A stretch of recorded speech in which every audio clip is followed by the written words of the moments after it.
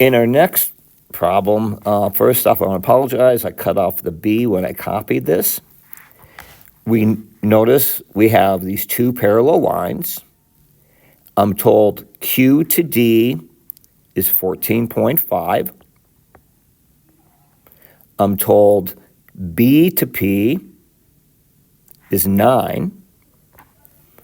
And P to C is 15. I want to find B to Q. I'll call that X. Notice, since the lines are parallel, the proportion is almost set up for me. So 9 is to 15 as X is to 14.5. First thing I'll do, I notice 9 and 15 can be reduced. I like to work with smaller numbers, less likely to make a careless error, so I'll divide my numerator and denominator by 3. So I'll get 3 is to 5 as X is to 14.5. I'll solve that equation. I'll multiply both sides by 14.5. Remember, 14.5 is in my numerator. So at this point, I'll just use my calculator. I'll take 14.5. I'll multiply that by 3. And I'll divide my answer by 5. And I'll get 8.7. And that's my answer for X, which is B to Q. Now, remember, triangle proportionality you can only use for the sides. If I was asked to find P to Q or C to D, then I'd have to go back to similar triangles.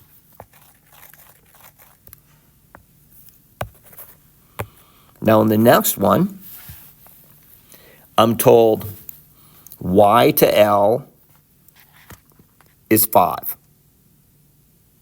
Where is Y? Oh, there it is. Y to L is 5. And L to X is 20. And J to X is 4 times as long as W to J. So what I'll do is I'll call W to J X and J to X 4X. Are these parallel? Well, are they the same proportion? That is, I know J to X is 4 times J to W. Is X to L? Is that 4 times L to Y? 5 times 4 is 20. So yes, I could say J to L is parallel to W to Y. Why? Because the sides are proportional.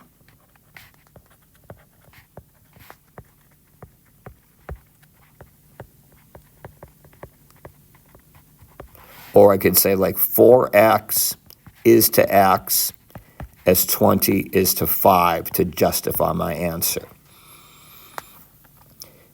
Now next we have, whoops, I always forget to do that. There we go. Your mid-segment theorem. And it says this, a mid-segment, remember, I'm going to connect my midpoints, okay? And what happens, if you have the mid-segment, J to K is half of F to G. That is, if J to K is X, F to G is 2X.